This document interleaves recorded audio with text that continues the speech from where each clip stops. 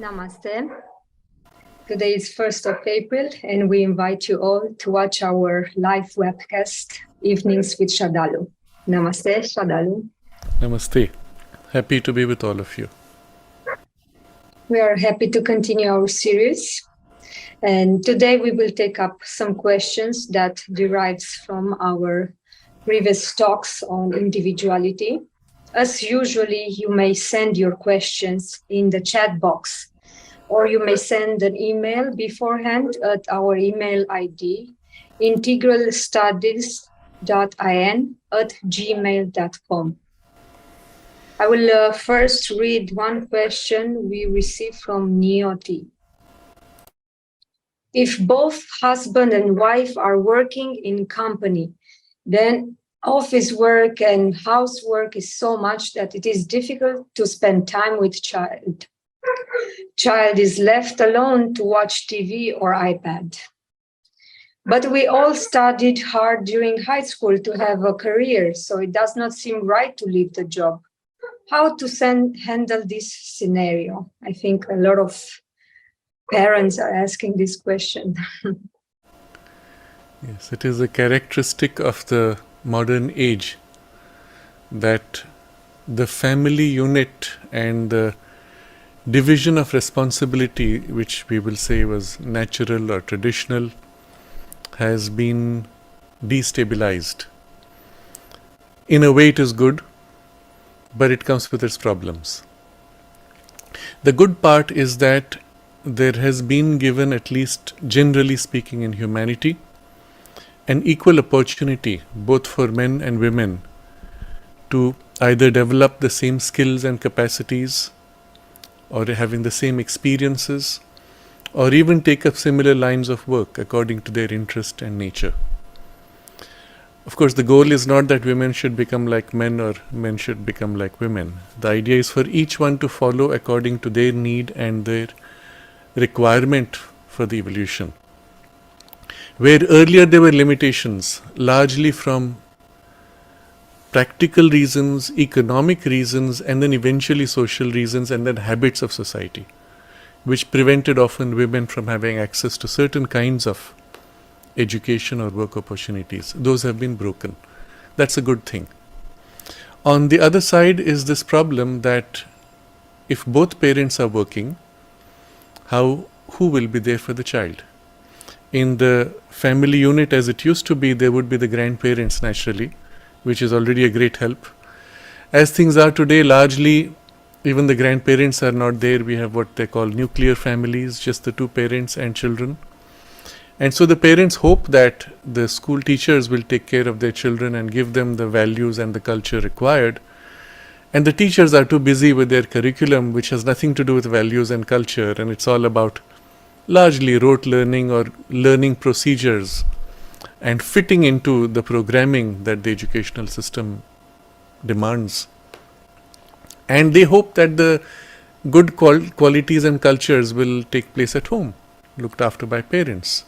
In practice, we have only the television in between, as Niyoti describes, or today the internet generally through various devices, which becomes the only source of, I don't want to use the word nourishment because mostly it gives indigestion, but still it's a kind of an imbibing and absorption of content, values. Consumption would be a more appropriate word. You consume whatever streams through as the programming, and the word programming is, of course, it programs you and binds you into those values. I find in the very nature of the question that the questioner knows the answer, because when she says, how do you find this balance between these two things, there is the studying hard during childhood to have a career, and so it doesn't seem right to leave the job. On the other hand is the choice to have a child, and so it doesn't feel right to leave the child. So job and child, which comes first or which is more important? And obviously, in the very fact of asking the question is the guilt that somehow we are neglecting the child.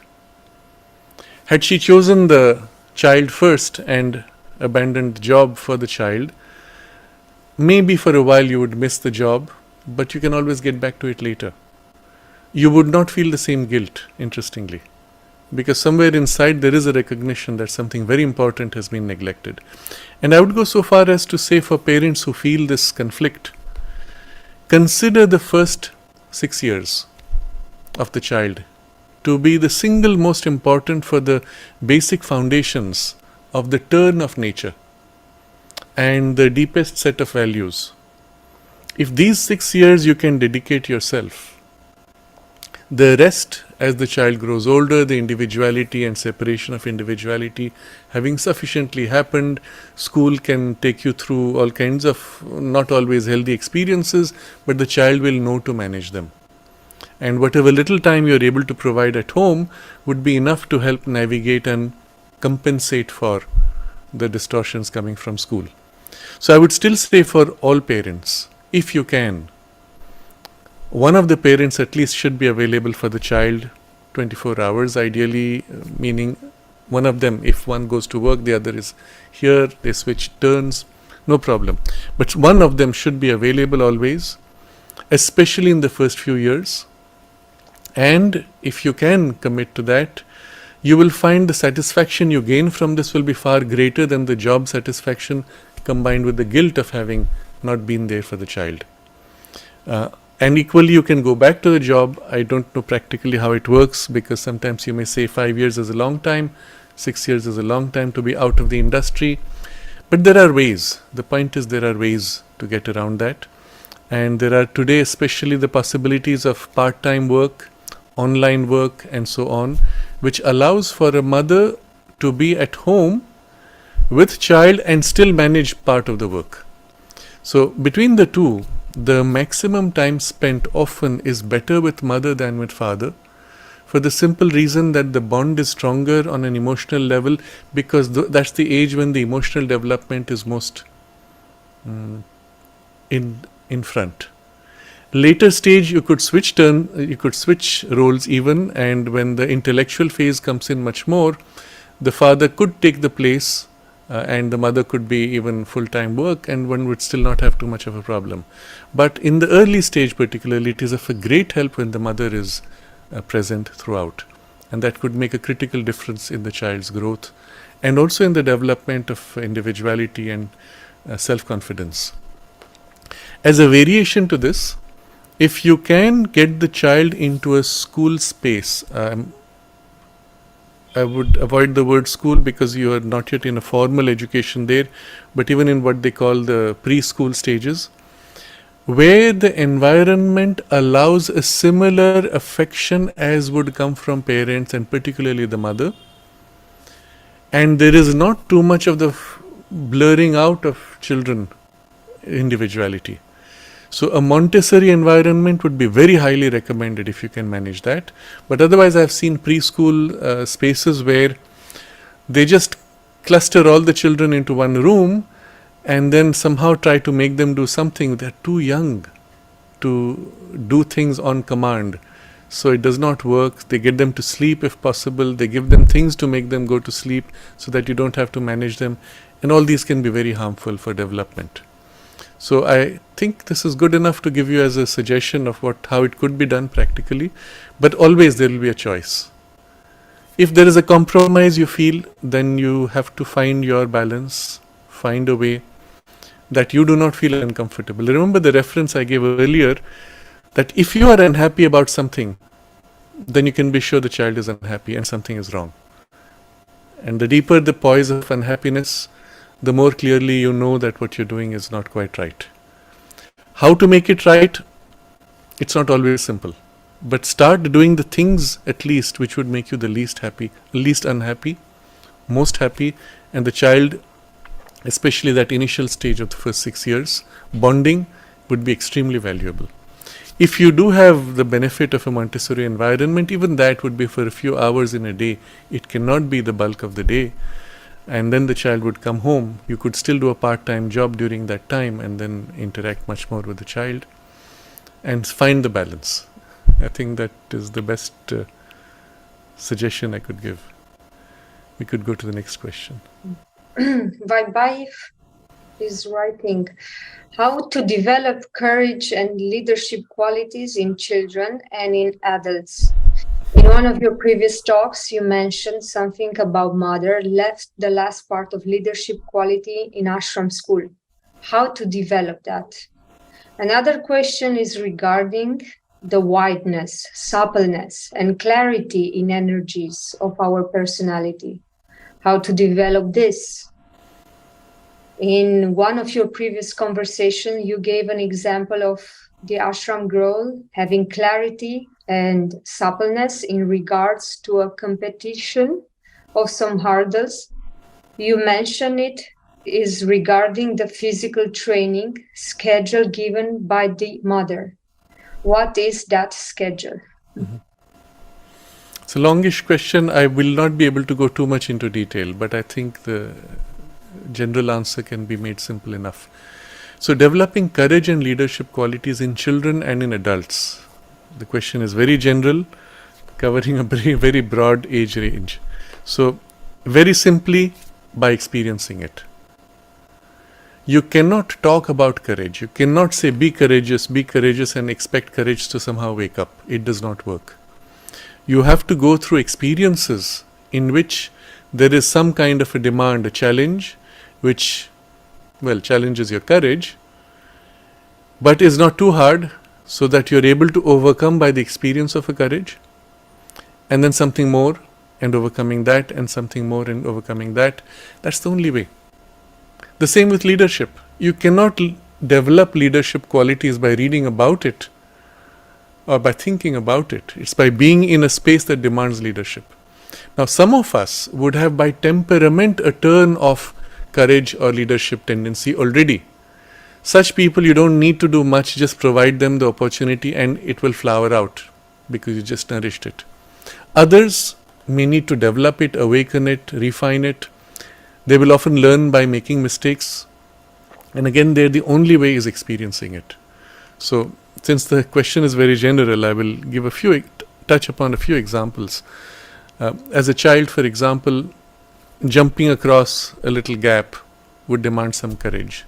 Jumping from a height of 1 meter to the ground or into water would demand some courage. Perhaps even entering water might demand some courage. So you grade it experience-wise, familiarity-wise. You take the step in, you go into the water first, then invite the child, hold the hand. That way the child feels protected while still doing something which seems dangerous, and overcome bit by bit. And in this way, through hand-holding process of a graded experience, you can get them to enter and engage with things. Where necessary, provide prior explanation of what are the measures for protection and safety and so on. That should be part of a normal package of a program. And as it comes to leadership, again, by interacting in a group where your child is given a responsibility. If the child does not have a natural tendency, you may give them a prior training, explanation. What are the things you need to do as a leader? What are the responsibilities you take? How do you gauge? How do you make a decision? And there are various kinds of leadership. So there's a leadership which one person knows already what needs to be done and guides everybody. There's another kind of leadership where you consult everybody and then come to a conclusion by getting the best insights from the entire group, the entire team, who may know more, but you may still have to make the judgment. So there are many scenarios, but depending on the person and the age and the kind of leadership you want to develop, thought leadership or vital leadership, physical leadership, you may create different kind of scenarios and again graded experience. And that's the only way it grows out. Those who have it ready, it will flower out faster. Others may take smaller steps, need to make more mistakes. The others will watch them, learn from them, and then you can take turns in the leadership roles. So have little teams at various ages for different kind of tasks where they share the role of planning and organizing, etc. And it's only by doing that you will grow like this. I would recommend, at least in a classroom scenario, start with the children in whom you already see a potential. Spend more time with them initially to give them the opportunities so that flowers out. Others watching them can then get inspired and then be given opportunities according to their capacity and readiness, creating small teams, assigning specific tasks for different groups, and so on.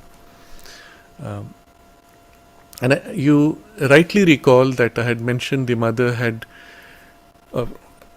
Dr. Kirit Joshi told me that the mother had not completed that last part of the last few years, 3 years perhaps he felt, in which the natural instinct of the child is to assert his individuality and independence of capacity. So the term in Sanskrit in the yoga tradition is Purushartha, the capacity to execute and fulfill yourself, so to say.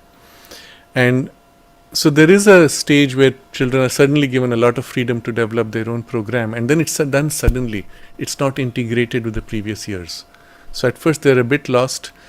Generally in the third year they realize, oh, now I begin to get the hang of how it's to be done. But that's the third year they finish their education. So that part was not completed properly with mother's guidance through to that stage. And this is Dr. Kirit Joshi, who was the man in fact who was building these stages, so I would go by what he says. It's also my experience that that part is a bit loose. How to develop it? Well, I just described the basic framework. Into this one could fill many variations. The second part of your question is regarding wideness, suppleness, clarity of energies. How to develop this? Depending on age again, by exposure. You expose the child to demands of suppleness, something that demands clarity of thought, something which demands wideness of perspective, and so on. Obviously, many of these things you're describing would come at later stages. Once the biological base and emotional base is largely filled, many of these would involve aspects of the mind. But because we are biological beings as much as mental beings, the mind is embedded in the body, the suppleness of one influences the other. So if the body is rigid, the suppleness of mind is constrained. And even though you may try to push the boundaries of the mind, there will always be something which tends to pull back, to limit, to create insecurity. So if early on, at the stage of the biology training, you make the body conscious and supple, at the stage of the emotional training, you make the emotions wide, large, embracing, inclusive. I mean inclusive in a consciousness way, not in the racial way that the word is now used for. But in a consciousness way, this would include even identifying with plants, with animals, with human beings, with situations, and learning from them. So if the emotions are widened, then by the time you come to the mind development, you already have a reasonably wide base, reasonably flexible base. Now all this which I have just described regarding courage, leadership, wideness, suppleness, clarity, equally would apply to human beings at an adult level, irrespective of your age. Start with what you can do now, today, for the courage, leadership. If you can create environments of or experiences of that kind, take responsibility for some work, some task, and especially if it involves working with a team where you have to lead or carry a team with you. For courage, similarly, observe there is something which you can call a physical courage, which may involve stepping into water, learning to swim, or various kinds of activities. There's an emotional courage of being able to face yourself, speak the truth. Intellectual courage, which involves also a kind of a psychological facing yourself, expressing a truth, taking decisions of life which demand from you a risk. Finally, courage is not just about overcoming something physically, it's about taking decisions in life. As earlier in the question of Niyoti, whether you could leave a job to dedicate yourself for a few years for the child and then hope that you might be able to get back a good job. It demands a courage. It's a risk you're taking. It's much safer to stay on with the job and say, oh, if I leave this, I might never get it, so I'm going to stay with this. Or you might do a courageous act and say, all right, I trust that I will have the capacity or that the help will be given, and make a leap. So there are many ways in which the psychological courage could express itself, and as adults we have this all the time. We have to take decisions which involve going out of the boundary of our comfort. You know that taking this decision means you will lose all the existing comfort systems or the little groove of habit that you have. But when you do that, that's when you will grow. You will experience real growth. I may extend this discussion slightly off the framework of the question itself to say, we've discussed this, that the brain actually grows new cells when you take up an activity that is new, any new learning. Actually, the quantity of cells grows, quantity of interconnections grows, and with it your consciousness also widens, and with it your entire biology becomes younger. So acts of courage similarly would have that effect, because they push the boundary, you grow, you widen, you become younger, you actually grow in strength on some level, and so on. To the third part of your question, which is about this physical training program created by the mother, this is the schedule which we have in the ashram school from the every day in the evening, typically from about, let's say, 4:30 to 7. For different age groups, it may be 4:30 to 5:30, or 5 to 6, or the 5 to 7, and so on. During which time, in a full week, that means 7 days, you will go through various activities such as gymnastics, athletics, swimming, combatives, boxing, wrestling, judo, football, volleyball, basketball, athletics. And within each of these, such as gymnastics, you will have 5 or 6 different kinds of items. Athletics, you'll have 7 or 8 different activities. In swimming, multiple styles and ways of swimming. The spread of activities is so rich, so diverse. You could say almost like a perfect base to become an Olympic champion of any kind you might choose to be. Except it's not specializing. It's broad. It was designed by the mother primarily through Pranabda, but some of the structuring was done by Udarda, and the physical training framework largely was done by Pranabda. And interestingly, while the morning school sessions are on the weekdays and on Sunday there is a holiday, the physical training program is every single day, including Sunday. No exceptions to that.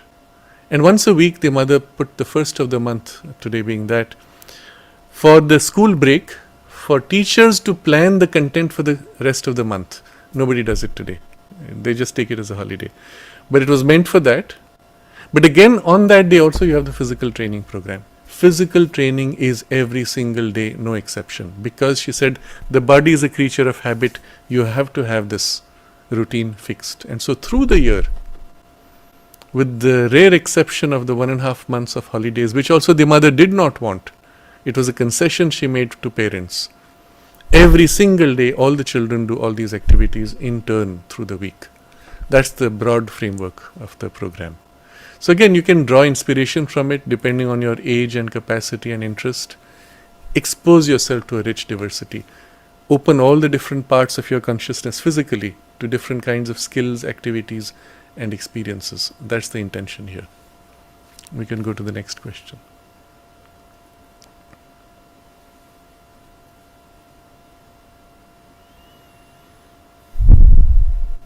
Rohan is addressing. I come from a Brahmin family and I have been under immense pressure to have my Upanaya thread ceremony. Having been a disciple of Sri Aurobindo and the mother for the past 5 years, I'm curious to know that if I do get Upanaya, will it interfere with my integral yoga? I am 34 years old and I have managed to anger a lot of people in my family due to this delay. Please guide me. Yes. The Upanayana ceremony is a formal ritual in which the child is initiated, so to say, into the spiritual life, and a thread put which goes diagonally across from shoulder to waist on the other side, and the thread has 3 threads inside it. The whole thing is very deeply symbolic, and as a ritual it is almost a standard for all Brahmin families, and all of this needs to be understood in the deeper symbolic and cultural context. In the framework of the ideal of the Brahmana is this thirst for knowledge. And for one who seeks a higher knowledge especially, the whole training is one of renunciation of personal desires. building a base of equality, without which any access to higher knowledge is impossible. So there were certain structures, social structures as well as ritual structures, to ease children into this kind of a psychological orientation. Now, if you take this as the principle behind, all of us at a certain age, as we enter the journey of life as young students, would go through a kind of an equivalent initiatory process. So today the framework is a bit different because society is much more uniform, and one could take the principle of it. Except that in the Upanayana ceremony, you are given a certain mantra, which then you are asked to repeat. Typically it is the Gayatri mantra. You are asked to repeat every day, and especially after your morning shower, when your mind is most clear, most fresh, that you repeat this as a form of prayer, along with it certain other practices which would help to clarify the mind, the pranayama or asanas and combinations like that. But you see, in all these, the rationale for it, which one can easily generalize today.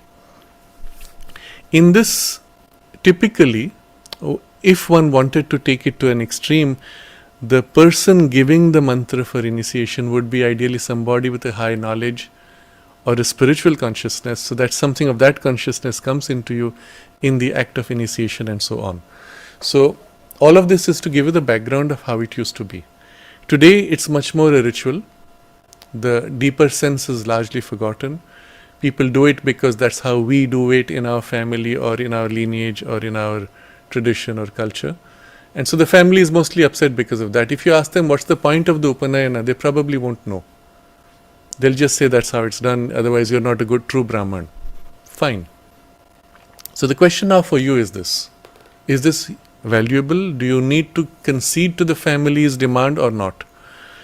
I will share my personal experience here when I was 12, because that was some remnant of the tradition still. And I don't know if we asked for it specifically, but my teacher, MP Pandit, he said that he would give me he would teach me the Gayatri mantra. So as a formal event on my 12th birthday, he taught me the Gayatri mantra, taught me to repeat it 3 times, and said every day you will stand here after your shower and you will repeat this, and that's it. That was it. No thread required. The whole thing is symbolic, in this case not needed. But the act of formally handing over a responsibility is, and this is the term used in the tradition, your second birth, dvija. You're born a second time now into a higher, more conscious, ideally spiritual life, but at least a conscious life as a young adult. That's the point of the handover ritual itself. So these rituals can have a great impact if done rightly and with the right understanding and explanation also for what it represents. But if you withdraw it to its most essential level, you see what he did. He gave me that mantra, gave me a certain responsibility, explained to me the meaning. It is the invocation for the light of truth to fill the whole being. And that's the Sri Aurobindo's Gayatri, which invokes it on the whole being, whereas the traditional Gayatri invokes it only in the mind. And that was it. That was my, so to say, equivalent of the Upanayana initiation. The question for you, for Rohan, is this. What is the balance that for you feels right? If you feel compelled because of family and it will get a burden off, you could still go through that process.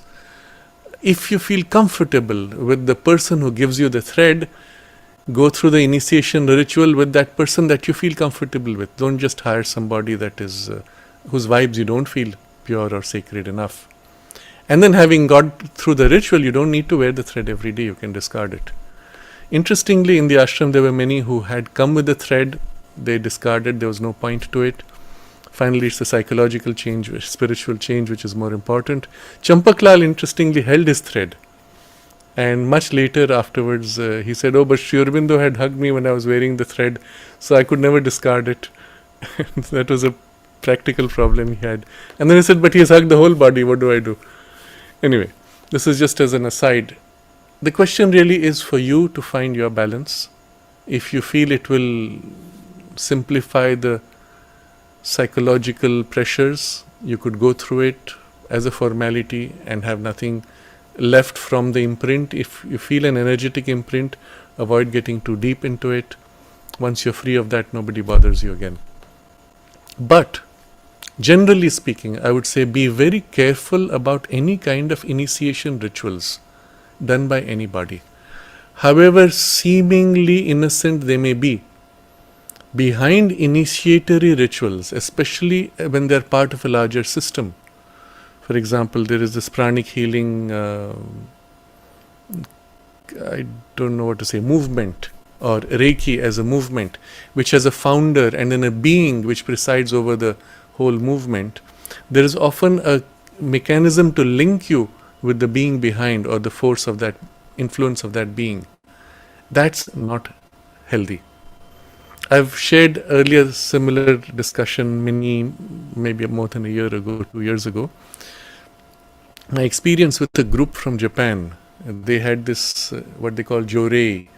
They beam out light from the palm, and it's very effective. They do it to grow plants, and you will have one plot where the plants have been blessed with jorei, and the other plot which is a control plot. The jorei plants are typically double the size and give much more benefits, fruits or whatever growth, just by this action of energy. No other things, everything else is same. So you suddenly realize in agriculture how important the human contact with the plant is. And you see the mechanization of agriculture, how much damage it has done. But in the jorei experience, so we were a group, and they said, we will give you jorei. So I was sitting with the group there. This was a young trainee. She was not even one of the experts. She comes, holds her hand, and she does the thing. And I think she did a repetition of some mantra, which would be their lineage. And then at some point, the hand gets tired, so they switch hands. What happened was, she held the hand, and normally you would put the second hand behind and release the first hand, so that the continuity is there. She, being a trainee, was totally unconscious. Her hand dropped. There was nothing there for a while before the next hand came up. And that's the moment when I sensed the streaming of energy, which was very distinct. It seemed to be coming from the hand. When her hand dropped, it was not coming from the hand, but it was in the same location from behind her. And behind her was the sanctum sanctorum of their temple, which was closed, as in many Japanese temples. So I realized the actual source was not her at all, it was that thing, and she was just an intermediary for this purpose.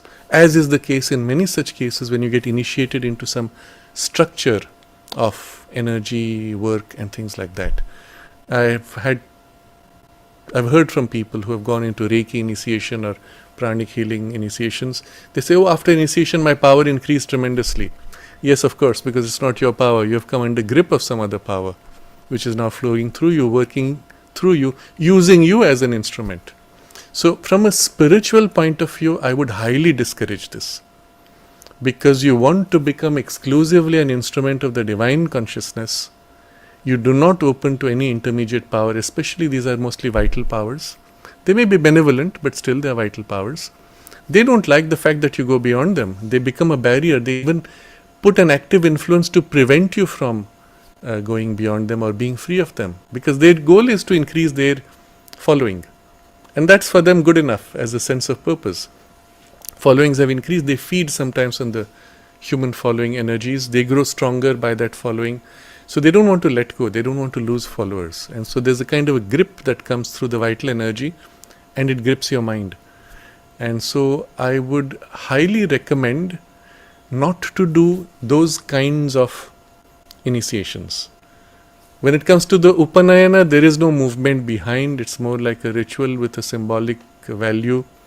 But that's why I said choose the person who does the ritual initiation. And these are typically, there's nothing behind them.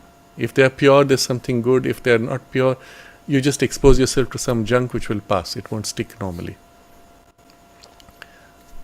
So there you are. Make a choice.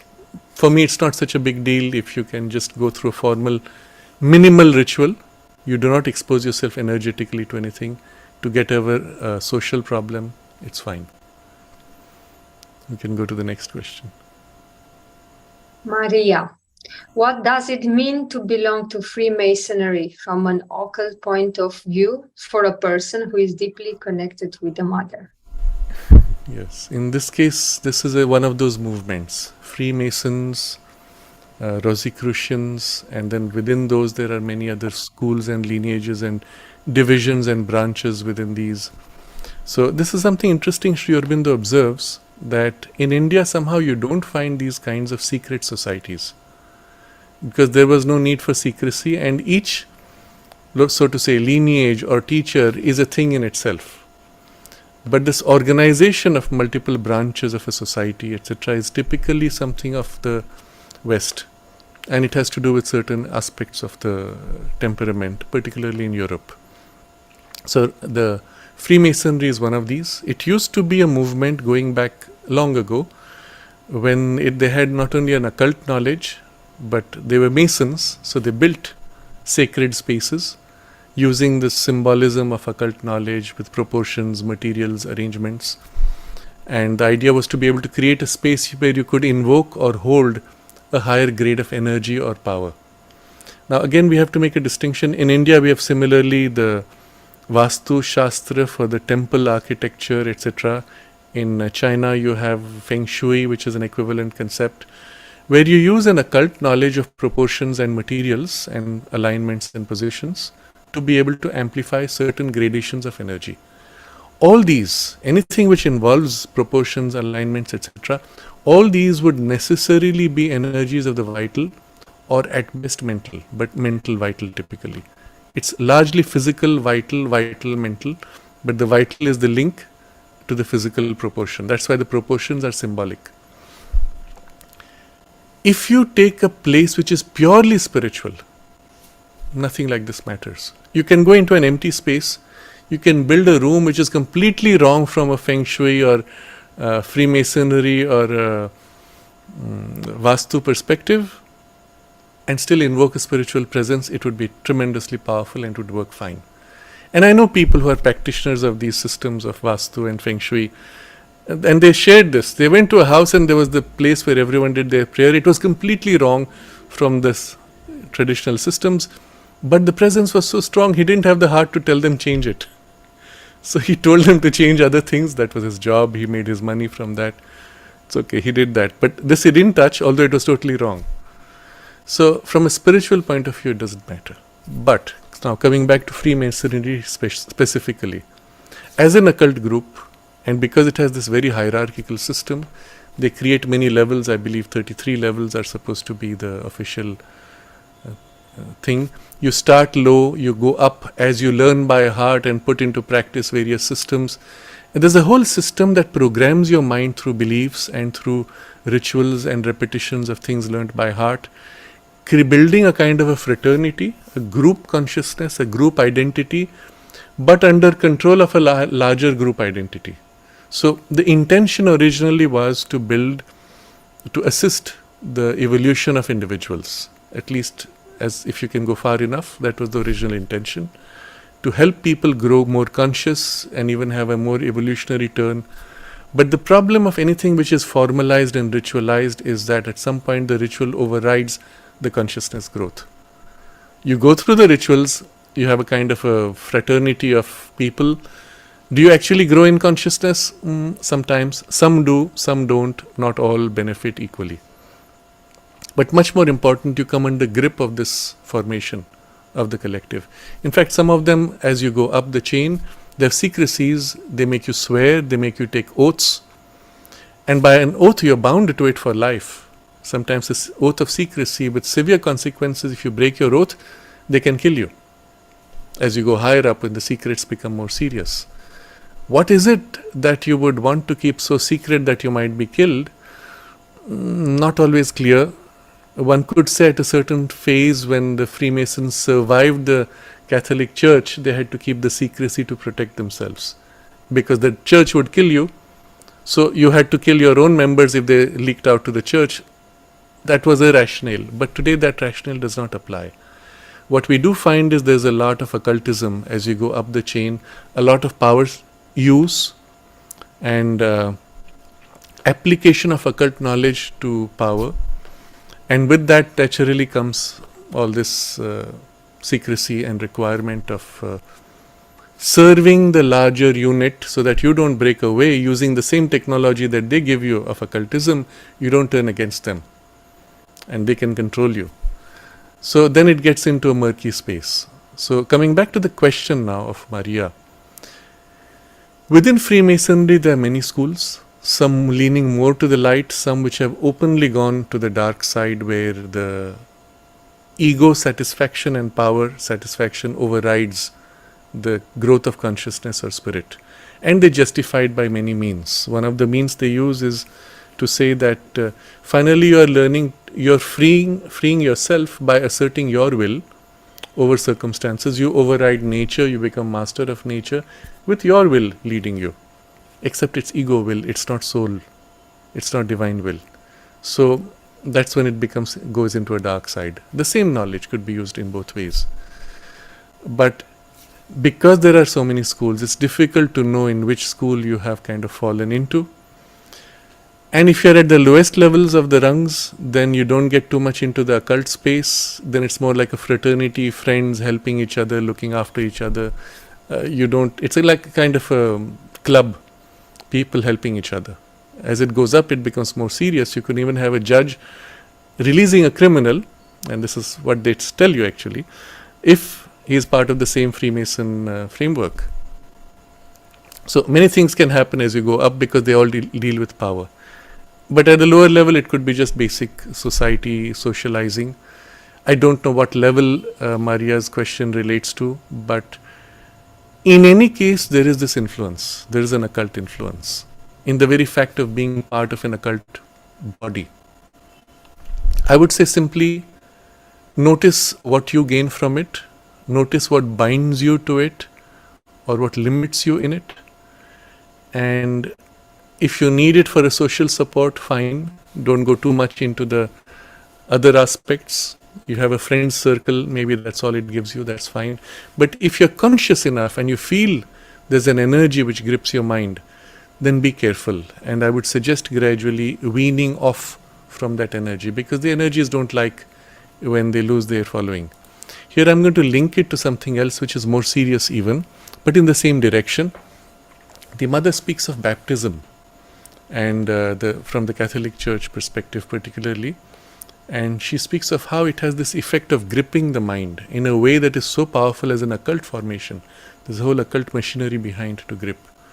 And she gives an example of a friend that she had who was she was in the elite circle of painters, and there was a friend who was somewhat developed, who was part of a Catholic family of cardinals.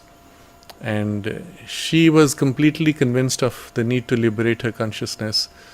So my mother says when she had the occult teaching, when she had the teaching of Sri Aurobindo, she passed it on to her, and she was very inspired, and it freed her from a lot of these things. But then she said, and I read from the mother, but then she told me, as long as I am awake, everything is fine. But in my sleep, I'll suddenly wake up in a dreadful panic. And if the Catholic teaching is true, then I'll go to hell. And so a torture. And she would tell me, when I'm wide awake, I see how ridiculous it is. The thing catches you, you see, in the sleep state when you're in a subconscious. Then mother's comment, this is what the part I want you to read, to know. Mother says, but all those who were baptized and went for a time to confession as part of an inner, a wholly psychological entity, and it's very difficult to break free of it. They are bound to a whole. There is an invisible church, and all those people are in its grip. So two things, the baptism followed by the confession, this combination. To break free of it, one must be a vital hero.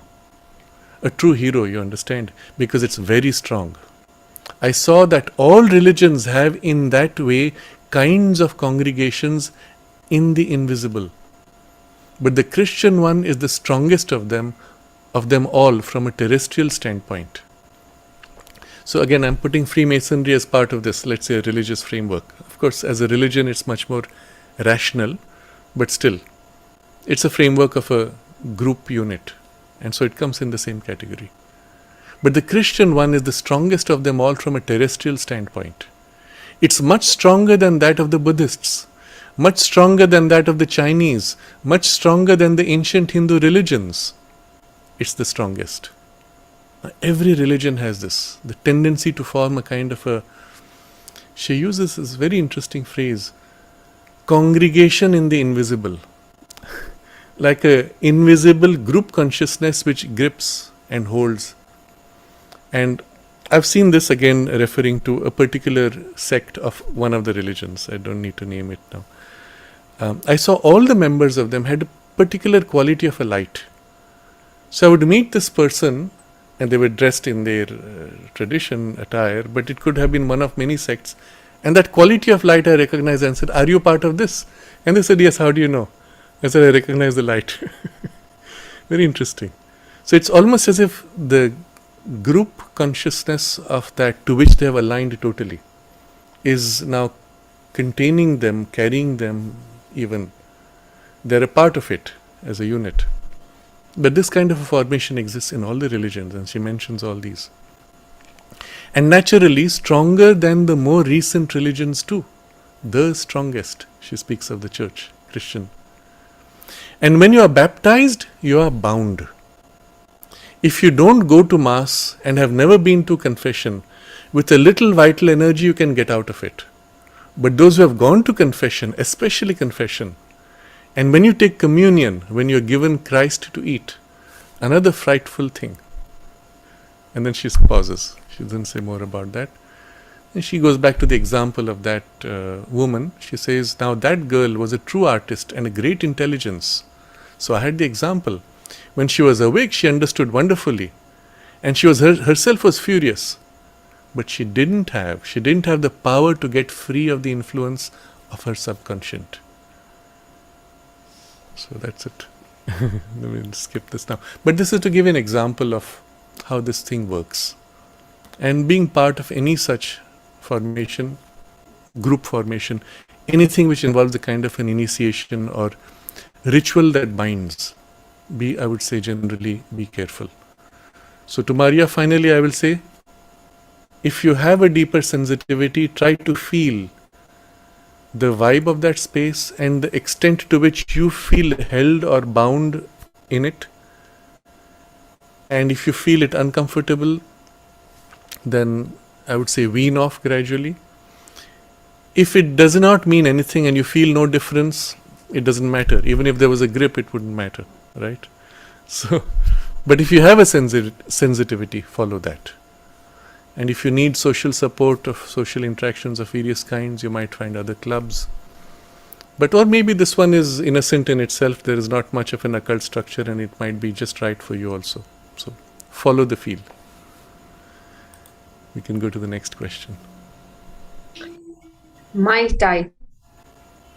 Should we leave it to the divine, or does the divine expect us to stand up for ourselves when we are dealing with people who have selfish interest and has authoritative power taking advantage of you?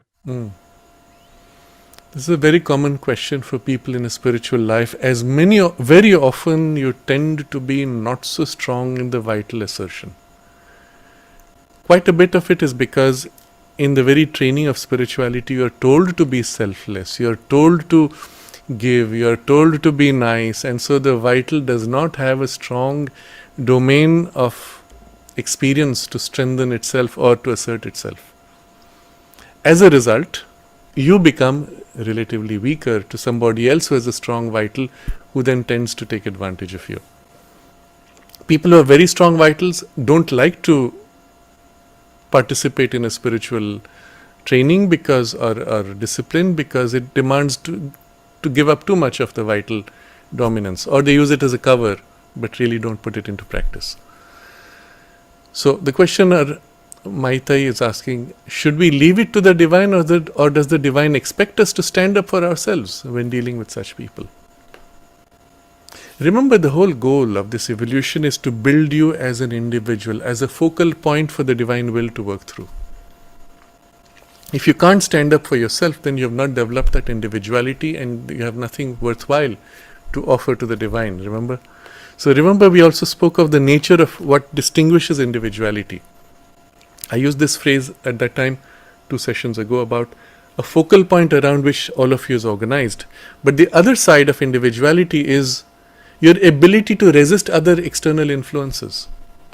If you get overwhelmed by an external influence, then your individuality is not sufficiently formed on that level.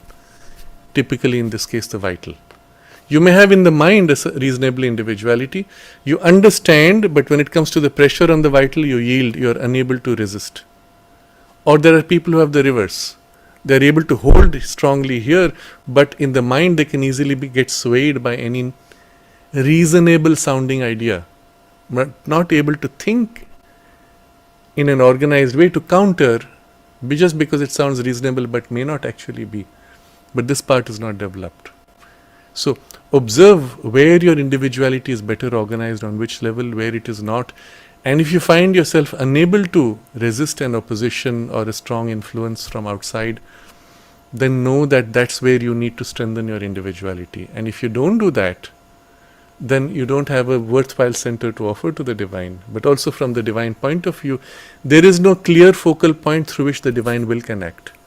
If your base is so unstable that something outside can destabilize, how will the divine will act freely without getting overwhelmed by those other destabilizing influences, isn't it? So to be able to offer a point of support that is stable enough, you have to develop that individuality, and this problem is coming to you precisely to force you to develop that. How you develop that? First step back from all these layers which are affected.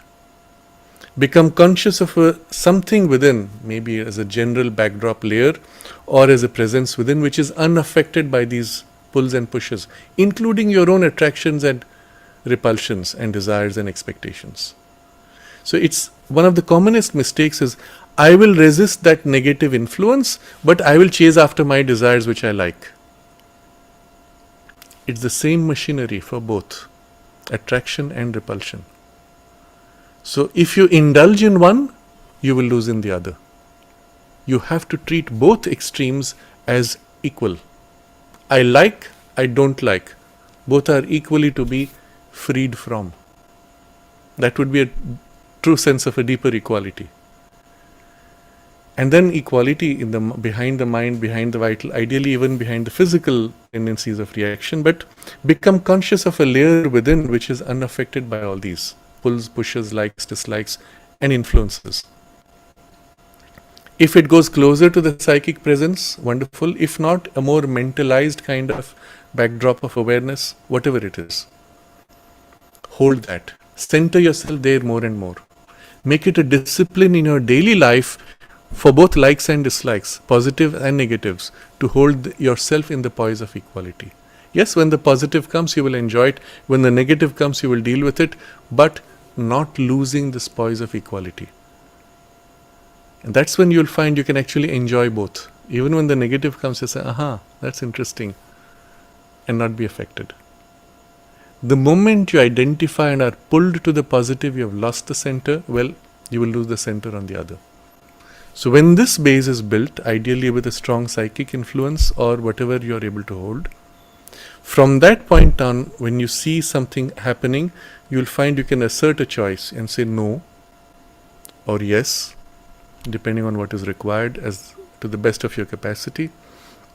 And still, if you feel compelled, you say to the person, all right, I'm going to make a choice, but I will tell you afterwards. Let me think about it. You break away. Come out of the immediate influence of this strong vital. Make your decision, come back and say it.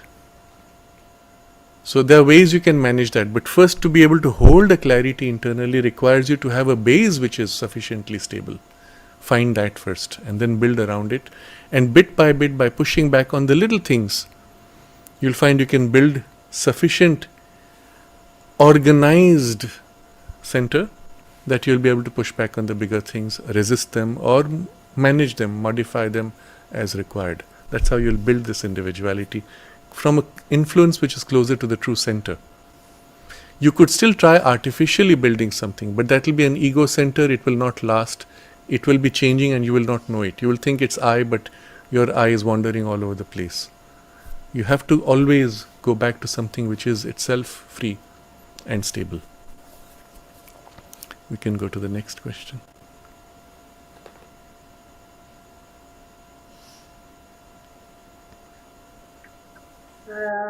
under this nickname Formophore. How to strengthen boundaries of the self if we try to open to the force above.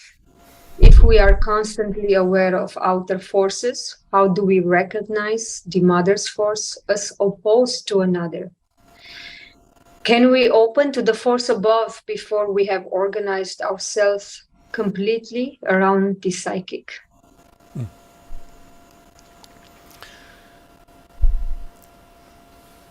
You are aware of outer forces and you are aware of mother's force.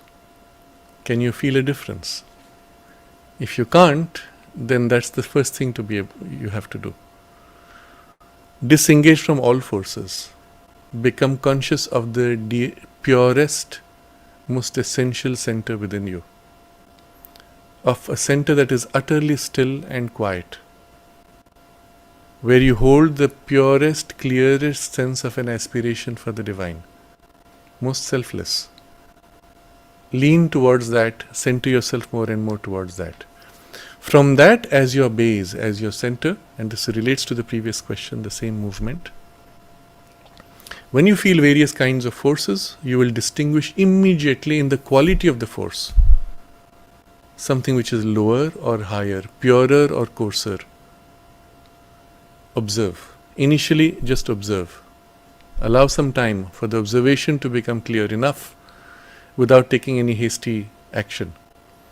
And then you'll find you can refine, the perception itself will grow finer. And there'll be a quality in what descends directly from above, from the divine consciousness. There's a quality and a purity and a deep peace and sometimes a wideness that you may feel, an impersonality or a deep personality, but something very distinct in quality, and everything else in relation to that is found to be either too coarse or too distorted. Just that. Initially observing, you will distinguish. Then comes your choice you make. Accept only that which is the purer or the higher or truer. The others, you refuse to succumb to them. Sometimes the four passes through you. You don't have a choice. It passes through you. An anger impulse rises. If you don't engage with it, it passes right just like that. If you engage with it, accept it, then you get in trouble. So you choose to give yourself and open only to the highest, and even if others you cannot control, you do not engage with. You do not give them importance. You do not allow them access to use you. And for this, one does not need to be completely organized around the psychic. Just having this basic center of discrimination and a subtle sensitivity, which largely comes from the psychic influence. But that's good enough even to make this distinction. If subsequently, as you organize yourself more and more, and that process can take its time, then everything becomes much simpler, more effortless. But already you have used this phrase, outer forces. The moment you have a force coming from outside, it's not a deeper spiritual force. What comes from the Divine Mother, even though it may seem to come from outside, is felt as if intimately belonging to you in your own deeper or higher parts. And that's why we use the phrase descending from above or emerging from within. And even when it's descending from above, you can of course visualize or even experience vital energy pouring in from above. That's not the same, because the quality of the energy is totally different. You would not use the word energy for the Mother's divine force. The moment you say it's energy, it tends to be of a lower grade. This is pure spiritual consciousness which has a certain intensity or a power. The feel is totally different, the substantiality is totally different. And this is the reason why Sri Aurobindo lays so much importance to the psychic influence, because automatically that brings this discrimination and separation of what is what. So that's why, same with the earlier question from Maitai, first build this focal point of your deeper sensitivity which is unaffected by these things. If it is aligned to the deeper center within you, all the better. And from that sensitivity, the discrimination will automatically happen. But to the first part of your question, how to strengthen boundaries of yourself when you open to the force above,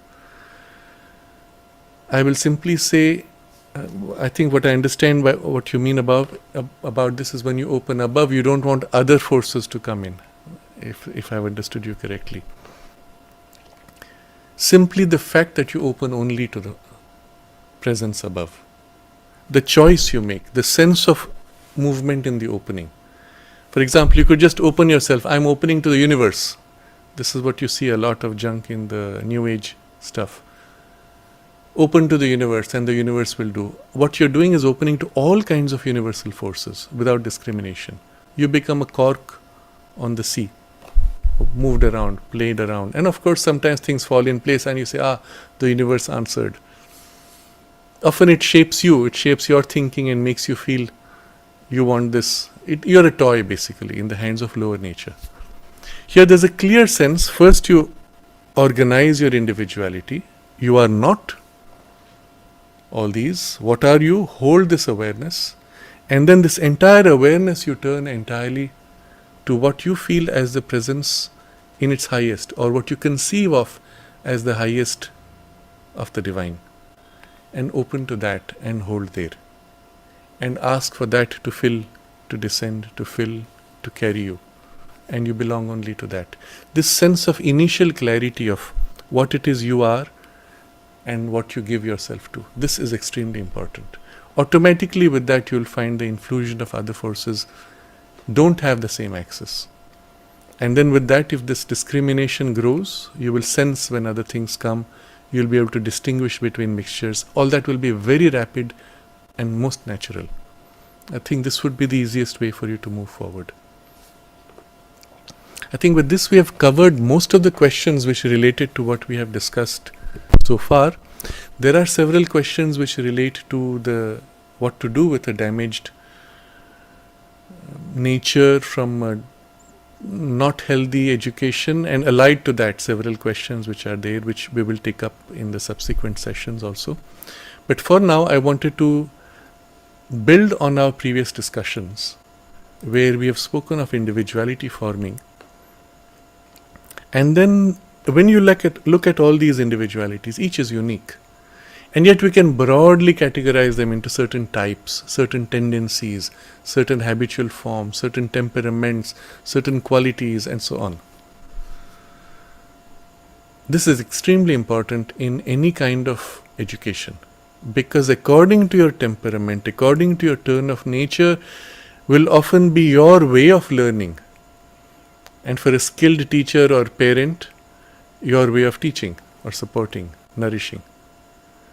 And if you are none of these, you are just interacting in society, according to the nature of the people you are dealing with will be your way of dealing with them, if you want to be effective in any way, isn't it? So this discussion is again applicable everywhere for all of us, because all of us end up having to deal with people, even if they are not students or children, isn't it? So what would be broadly the categories? Can we create some kind of framework? You will go into many psychological systems, including current fashionable psychological schools. They will say, there are so many types, and then they will classify each type and give them fancy names. But they are all arbitrary. Why is it you say there are 9 types, someone else says there are 12 types, another says 6 types, someone else will come and say 7 types. And they'll classify them. If it's a management school, then they will say so many types of managers, so many types of learners, so many types of... Why so many? There's no rationale. And it sounds nice. Someone will say, you are a... I'm sorry, I don't remember the terms, but they have some pretty fanciful terms which work well. They sound nice. Each seems to be somewhat distinct. But why those? And you could perhaps think of something. And if it's outside the box that they have created, they will say, yes, but it's close enough to that type that you can weave it into that type. Why not use this type and weave that into this? There's no rationale. So I'm not criticizing them to say they're not good. Yes, they may work, but there's no rationale. There's no universal principle. Anybody could create their own list of types. The yoga tradition goes much deeper into the essentiality of human nature, and Sri Aurobindo organizes this in a way which is much more accessible to the modern mind. So we can broadly describe it in this way. In our nature, there are three modes: tamasic, rajasic, and sattvic. The inertia tendency, the kinetic tendency, and the balancing, harmonizing tendencies. All three operate in all parts. So in the mind, though, the harmonizing tendency is stronger. In the life energy, the kinetic tendency. In the physical body, the tendency for inertia and stability is stronger. So broadly, we see already three types, depending on which of these three is more active in your overall nature. You see, that person is a type of inertia. So he is not easy to change, but what he learns, he will hold and retain, because that's a base of stability. Now, a worker who is going to assemble, let's say, a mobile phone in a factory, you want him to have the inertia of the habit. He should not try to improvise, because we need consistency there, isn't it? But such a person cannot be creative, at least not while in that mode.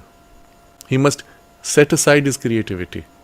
He should set aside his kinesis, or kinesis only moderated to support the requirement of the mechanical process. Somebody else in a different kind of work, for example, in an athletic circumstance, you want to have the kinesis to push and break the boundaries and limits. Inertia is a dead weight there. In the domain of mind particularly, you want that balance, you want the harmony. All the contradicting ideas need to be somehow harmonized. You cannot exaggerate one or deprecate one against another.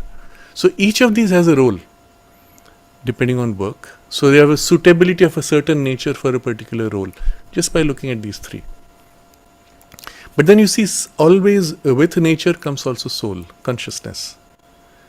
And the soul quality is fourfold, or four powers of the soul, which we have seen as the impulse to knowledge, the impulse to leadership, heroism, courage, the impulse to harmonizing of various interests and forces, and the fourth is the impulse to perfection. Now each has certain broad variations, but these would be the four corresponding to the four aspects of the Divine Mother, are the four soul forces with it.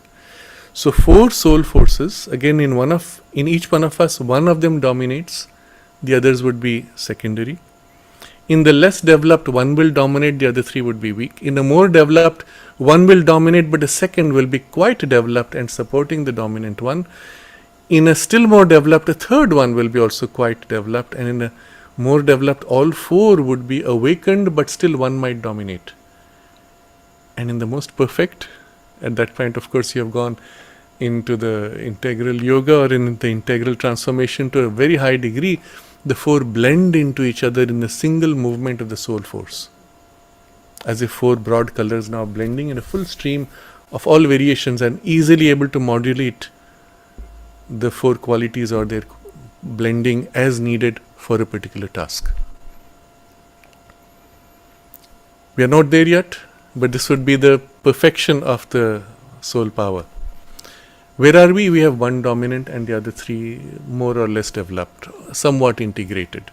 So four distinct soul powers working through three modes of nature typically makes for a combination of 12. Interesting. And this you will see mapped out in the astrological chart, where you have the 12 signs. And the 12 signs, interestingly, are sequentially the four soul powers repeating 3 times. And upon that mapped, the 3 modes of nature repeating in sequence mapped, to make for a full combination of 3 into 4, 12 types. Very interesting. Upon that are the variations of the sun being in this one, the moon being in that one, and the ascending sign being in another one, which represent the mind, emotional mind, and the physical mind or body consciousness. Interesting, isn't it? So, I don't go into the astrology, that's not so important here, but just recognize that here's a rationale which is somewhat universal, we could say. You could go anywhere in the universe, any species of any creature, you'll find this mapping of 12 to be consistent. So I'm taking this as a starting point. Then you look at specific temperament, and this is like an individual mold of each person. Upon that, you'll find certain qualities strong, less developed, more developed. According to the age, as we looked at the model of the flower unfolding, which petals are more open, some are less, in sequence. Sometimes there's an imbalance between their development, etc. All this would give you a broad framework. Into this, you can put still more variations of gender, because there's a very distinct quality characteristic of men and women, which is what I will come to a little more shortly. Race, because each race has often developed, or a lineage within a race has developed a specialization. And if this is true among animals, that you can breed a dog to develop a special psychological characteristic in just 3 generations, should this not be equally true of human beings? And yes, it is. Except that we are much more flexible as a mental consciousness. The soul power, what the soul brings as its own temperament, is much more strong because more evolved and able to somewhat override these tendencies. And yet these tendencies exist in a lineage of a family, and then generalized even to a certain racial subgroup or within a race type even. But as you grow wider, the compulsion of this is less and less, because the human being is much more plastic. This may be true of dogs much more easily because they're much more bound in the biology, less and less true of human beings. And the more you become conscious, the less true it becomes. So you have this gradation and spectrum, and yet those things do exist. Even it can happen for certain tendencies within the family lineage and even a race type. The orientation towards intelligence in abstraction versus intelligence turned to senses. It could be very different. And often these are bound in family types. The soul could bring a strong imprint and override this, but when the soul influence is weak, it would tend to slide back into the biology inherited tendency or the psychological inherited tendency. Tend to. If there has been active work to change your nature, you could be totally free of the past. Totally. But if it has not been actively, consciously done as a part of a yogic process, you'll find the tendencies drawing you back. And often with age, if there has not been that change, with age, as the hold of the consciousness on the biology weakens and the biology begins to override the consciousness, all those tendencies start rising.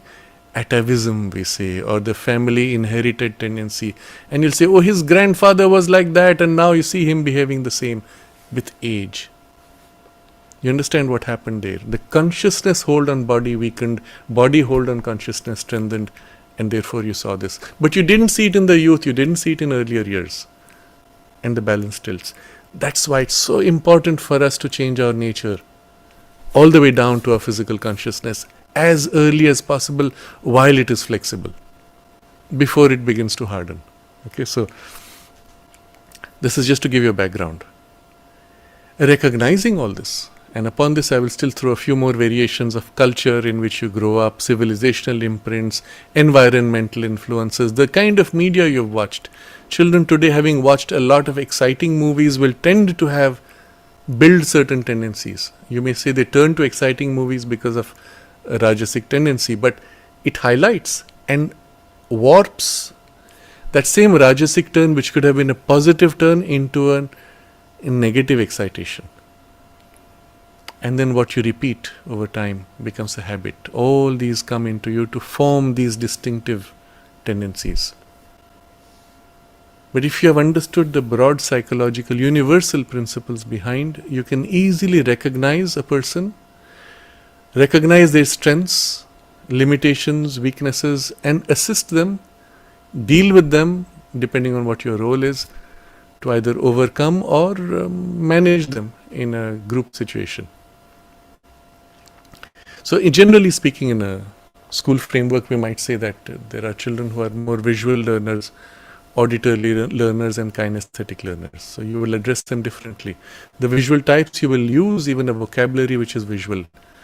You describe pictures, you describe images, you draw on the blackboard, you show a movie, or you use terms such as you explain something, you say, do you see this? And the guy says, yes, I see it. But somebody who's an auditory learner, if you say, do you see it? He says, no, I don't see, because I'm not looking at pictures. I'm listening to you. To them you would say, do you hear what I am saying? Yes, I hear you. Kinesthetic learner, someone who needs us to touch, to learn, you'll say, do you feel it? Can you touch? Is it tangible to you? Does it make sense? Yes, it makes. Do you see? No. Do you hear? No. But I can hold it. Yes, I've got it in my grip. You'll actually modulate your vocabulary to match the learning types. You will formulate the learning experiences in a classroom or with an adult, a training program, to match the learning type. Interesting. We had one of what I still consider the most exceptional among the teachers in the ashram school, trained by the mother, the most exceptional person I've ever met in education, but also in her own skills, was Amita Sen. She's no more teaching. And there are many interviews by Narad with her, which you can see on Narad's website, motherandshriaurobindo.in. I believe there are 7 or 8 interviews. They're quite exceptional. She was one of those who could actually listen to a piece of music and describe it in terms of a painting and articulate in terms of a piece of literature. Or take a piece of literature and articulate it as a painting or a music. And actually go across these in a way that as she describes or she speaks or she articulates, you go, wow. That kind of skill. And she was also, trained by the mother in dramatics and theatre and so on. But she was also an exceptional in the understanding of integral education and its practice. So at the age of, let's say, about 10, 11, 12, we were with her. She had created 3 groups. Now what people do when they create groups, because we're 21 children, let's say, or maybe a little 24, so groups of 7 or 8, what normally is done in a school based on your performance. You're a high performer, you go in group 1. No, she didn't do that. And she explained to us much later. At that time, we didn't know what she was doing. She put the visual types in the first group, the emotional types, which were more auditory or emotional in their, they needed to feel the connection with you, hear it. That was the second group, and the third group was a more kinesthetic. And so you could address the group as a whole using that particular modality of their temperament. Very interesting way of doing it. But it still meant you had to observe the children and figure out what was their type. You see? So there's a responsibility and a skill that the teacher has to develop. So having discussed all this now, and much of this maybe you will see in some of the videos that I will be putting up from next week on the teacher training programs, I want to focus on 2 particular distinctions, because these are immediately of value for all of us, and they represent something very important currently in the human evolutionary stage. And this has to do with the difference in learning approach between boys and girls, but also as adults between men and women. So I don't think we will have enough time to take this up in detail, so I will keep that for next time. But this is going to be a very important part of the discussion. We will try to go to what will be the essential characteristic distinction, if there is one, as well as what can one do to leverage it and to complement it. And this is going to be very important for us individually also. So I think I'm going to keep that for next time, and I'll quickly take a look at the chat box and see if there are some of the questions from our discussion so far. Just a minute.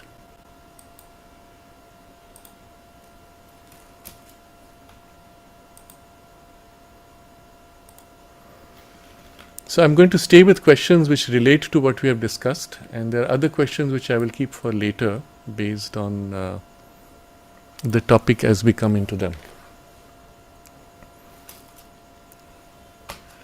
For some reason I'm unable to scroll.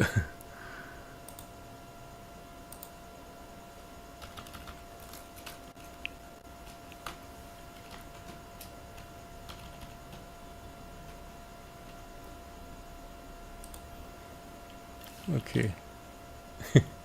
I'm having a problem with my keyboard.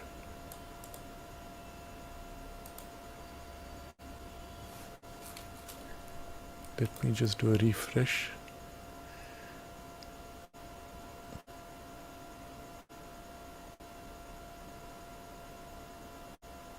Okay. So first question from from Rupal. The most difficult time comes, how do we take help from other, and Sri Aurobindo. So Rupal, you had asked this question about 2 weeks back, and I've kept it for the discussion on how to correct for when something comes upon us. Okay, let me just take this question anyway. So Rupal had asked this question when it feels as if everything is lost. What happens when difficulty arises? How do we cope with it? If one is in the path of integral sadhana and it accelerates the karma dissolution, puts you on the brink of life, what to do? And then he asks, how do we develop occult or some power on the integral yoga path to protect ourselves and our loved ones? And in today's variation, he says, if someone has defrauded you, people who you have trusted unconditionally, they backstab you and destroy you and your family. So I think all these questions relate to the same thing. And I'm going to, let's look at it in a general way. First, your question itself is presupposing something. He says, if one is on the path of integral sadhana and it accelerates the karma dissolution which puts you on the brink of life, what to do? That's a wrong understanding. That's not how it works. It's not that being in the path of integral sadhana will accelerate karma dissolution and karma dissolution will create problems for you. That's not how reality works. In fact, it's a very confused mix of teachings from various traditions. So we have already spoken before about how in Buddhism you have removed soul and God. So the karma becomes the all-compelling power. And necessarily any progress involves dissolution of karma. Dissolution of karma being almost mathematical, and this goes in an extreme in the Jain tradition. In the act of dissolving karma, you have to pay back that much, and so you have to suffer. And all this is inherent to that worldview when you have removed the freedom of consciousness, of soul, and of the divine grace. So you have to suffer in order to overcome past sufferings, in order to be able to progress. You must consciously dissolve this idea. The soul is utterly free. It is not even bound by its own karma. The way of the integral yoga particularly is not of accelerating karma dissolution.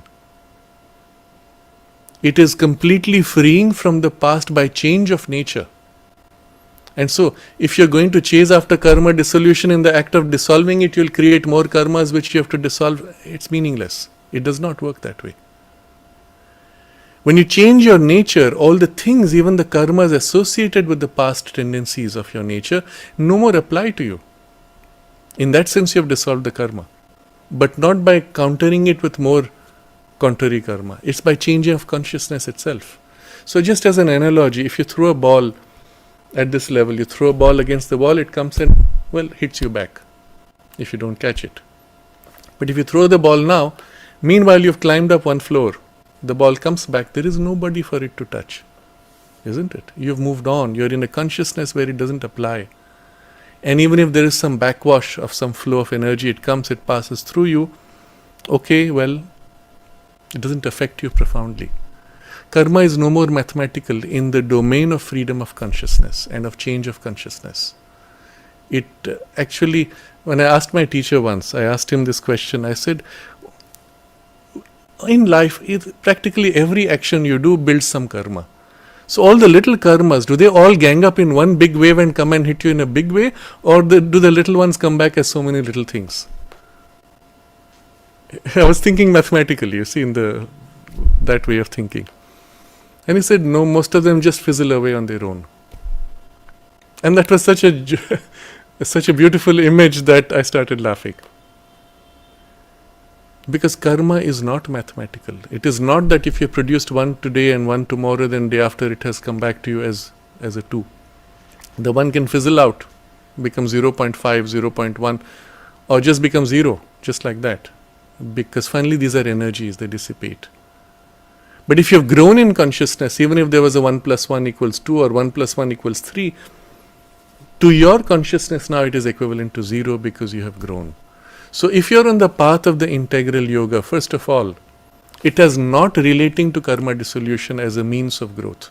It is a change of consciousness which is means of growth. And so the yoga will not, or the consequence of the yoga will not bring you to crisis and on the brink of life.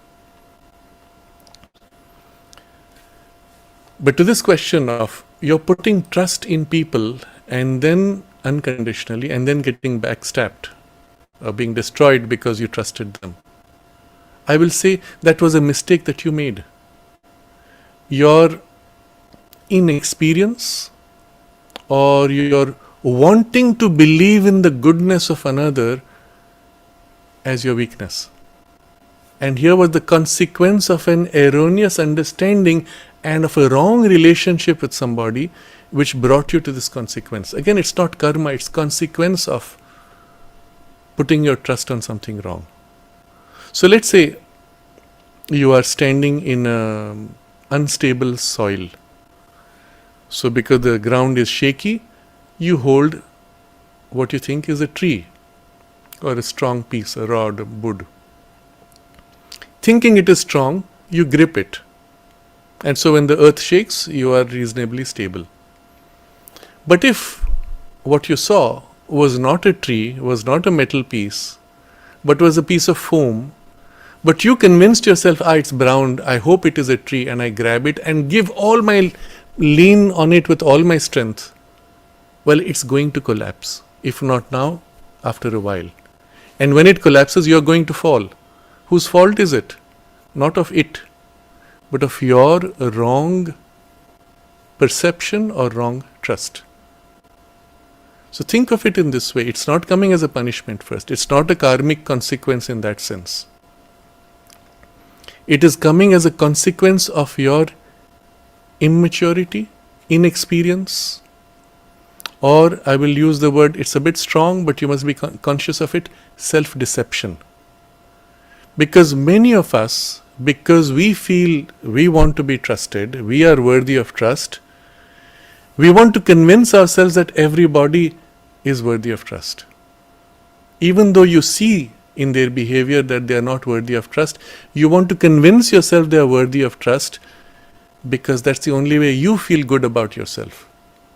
You feel wrong in thinking that somebody is unworthy of trust. How can I be judgmental? Or if I put my trust in him totally, he will somehow become worthy of it. All these are self-deceptions. One of the very important things required for you is to be able to see reality for what it is, without being affected negatively or excited positively. Okay, this person has a tendency of betraying trust. Or when the person is nice, even well-intending, but when coming under pressure, he will protect his interest first and not your interest. He will not keep his word. You've seen that, you know that. You do not put your trust entirely. Or if you have to put your trust, you sign the right papers with all the required things that you have a legal or other backup.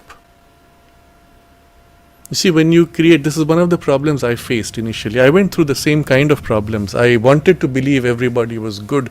I wanted to believe that if I believed in their goodness, that their goodness would live up to my expectation. And it was a painful passage to wake up from it.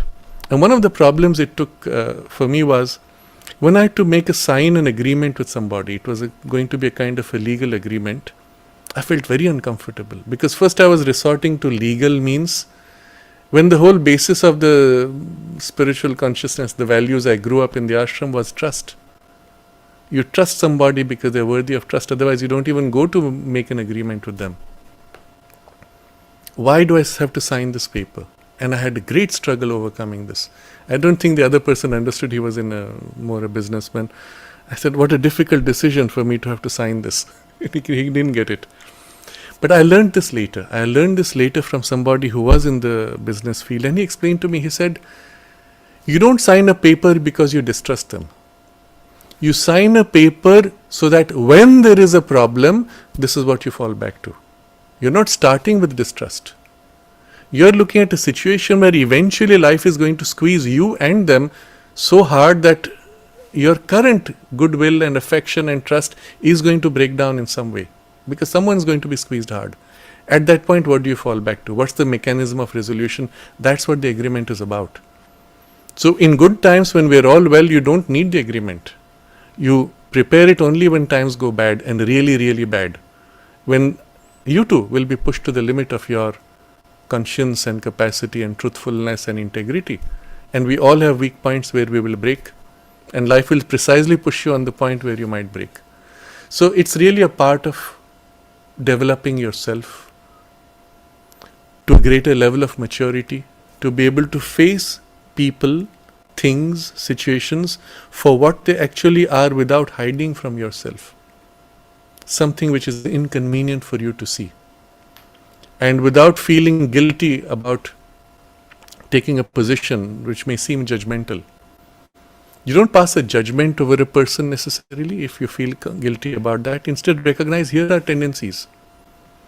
I hope I will never have to face that tendency. But if that pops up, well, this is the backup that we have to sign. Here's the contract that we have to build accordingly. And there are extremes where because of an earthquake, what they call act of God, things may happen where it is even beyond your capacity to live up to your word. And that's what the agreement is meant for. So, I would say for Rupal, start looking at things from such a point of view. Take it as a training ground now. Don't mope too much about the damage done. Instead, what are the lessons learned from this? And start rebuilding. Ask for the help. Ask for the help from the divine grace. And you will get the help. It may not always come the way you expect. You may not suddenly get money. You may get inner strength to pass through this crisis. And maybe at some point you'll find means to overcome whatever financial or other losses that you might have had. And if you have the means, depending on your relationship with the people whom you trusted, if you find they have still a little bit of conscience, you may access them on that level and ask them what can be done to minimize this loss which you're now facing. So I don't know details of the circumstance. I'm showing you overall approaches and strategies. Move forward. But do not link that to your consequence of your sadhana or karma dissolution. That would be a completely wrong understanding. It is consequence of your inexperience, if at all, or a form of self-deception. As I said, it's a complex thing where you do not want to look at a negative side of a person. And it is only when you are able to see within you your negative side as well as your positive side. And I don't mean that in a negative way. You see it as a weaknesses. You have weaknesses, and we all have weaknesses on different parts. And pushed to our limits, they kick in at different times. In the extreme, I might end up lying or betraying a trust. But maybe that extreme is really far, but still it's there. Recognize it.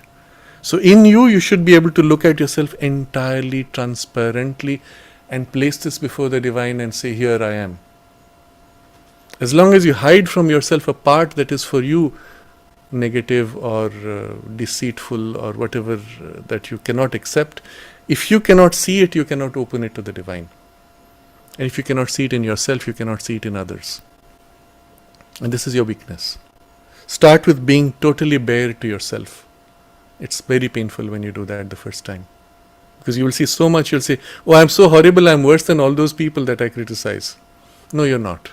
You just can't see how much clutter is there in others. When you see it in yourself, you say, okay. Eventually you see everybody has the same. Different forms, different aspects, different levels, different degrees. But all the things are there pretty much in everyone in different ways. Okay, we're all in the same boat. That's our human nature. That's our starting point. So what do you do when you have to deal with somebody where you might have to put all your trust in one thing and maybe all your resources and finances on one thing? If that's going to be your stick, it better be a solid one, or it better be backed by solid documentation to protect in case the stick breaks. And that's how you're going to start looking at life. So take this as a learning experience, a very important one. It will have implications for the sadhana when you begin to look at yourself and then begin to look at the world also. At first you may feel somewhat overwhelmed by this negative side that you've so far protected yourself from. But then make a correction. You see also the positive, also the negative, and they are all part of a spectrum of many layers. You have to deal with the positive as far as possible, but protect yourself from the negative when required, when the dealings would expose you to those things. And it is this poise of equality which is going to be the base for your own sadhana, but also for your dealings with others. And ask for the help. First, put yourself in this poise of equality. Ask for the help now. Here, mistakes were made. Show me the way, how to proceed. Give me the strength to be able to proceed. And if you have lost everything, help me to rebuild everything. Or build the way required, maybe something new, whatever it is. So always first the wisdom, and then the strength, and then the action. Or whatever happens to you naturally, that's not so important. But in this way you will find it, this crisis will become a turning point for you on which you will be able to rebuild, perhaps on stronger foundations, with more mature, greater capacity, and even I would say greater compassion. Because when you are able to see the limitations within you and then see the same limitations in others, you will also realize that everything you criticize in others is there within you. Maybe less, but the things which they criticize in you is not in them, or maybe less. And you realize there's a certain kind of a deep acceptance that we are all in the same boat, different starting points, different degrees of growth and balance and maturity, but finally we are equally children of the Divine Mother, even in the most complex and messed up person. And there's a deep compassion that comes from that, and which will be a poise in which you will be able to deal with any situation that comes your way, but also great strength. So I think that covers most of the time we had, and there are a few other questions which I will weave into the next program, the next sessions we have. So for the next 2 weeks, we will not have the live sessions because I will have to be traveling. So I will set up a pre-recorded session of the talks from the teacher training programs. Those will come on automatically at this time, and the live session, the subsequent live session will be after 2 weeks, which will be on the 22nd.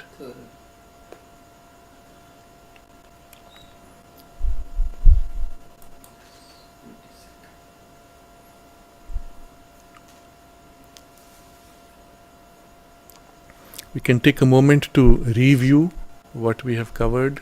Many of these were important questions which apply to all of us. And particularly this last, when passing through crisis, and sometimes the most intense crisis is also an opportunity for the most radical and intense growth. And that's when we can also bear ourselves totally, because we have as if lost everything.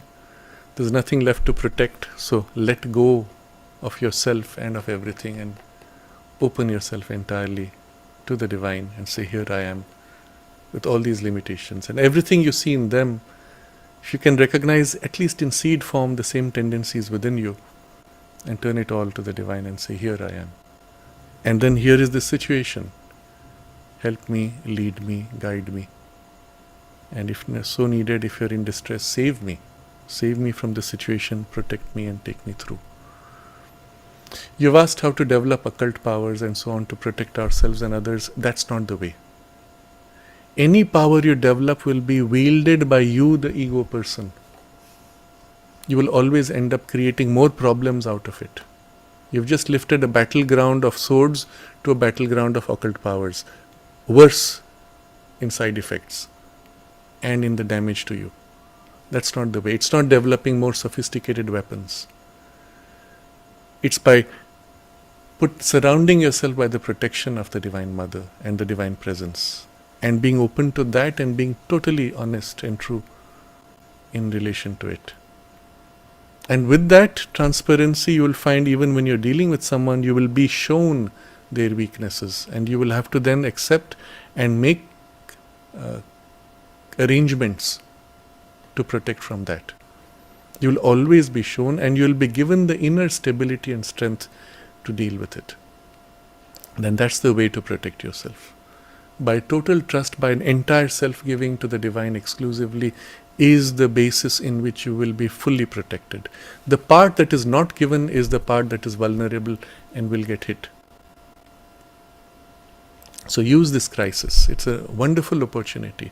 There's this very interesting statement of the Mother in the little booklet, The Supreme Discovery, where she ends that whole talk by saying, "Verily, in utter humiliation is the greatest victory." And somebody who was translating said, but that's wrong. It should be an utter humility is the greatest victory. Mother said, no, I meant humiliation. When you have lost everything, there is nothing left to hide from, to protect from, to cling to. That's when you're able to give yourself totally to the divine, isn't it? Use this occasion. And for those of us, if you've been through such experiences, you know what it's like. It's a reminder that you need to be more and more transparent. And if you've never been through such situation, hopefully you will never be. But learn the lesson of the situation, that you must be entirely transparent and open yourself, bare yourself totally with everything, the good, the bad, the ugly, and everything in between. But then also with that same equality, be able to perceive all these things in the complex play of the universe.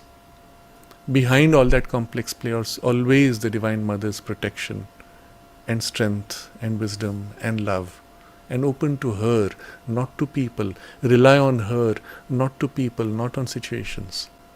And when you have to act on with people, ask for her help, and she will always give you a sign if you're vigilant and you're not blindly trusting. You'll always be shown, and the guidance will come to protect you. But you must listen, you must follow. And even when you make a mistake like this, she is here to help you now to rise out of this mistake and rebuild whatever is required to be rebuilt. We can all concentrate on this in our aspiration together.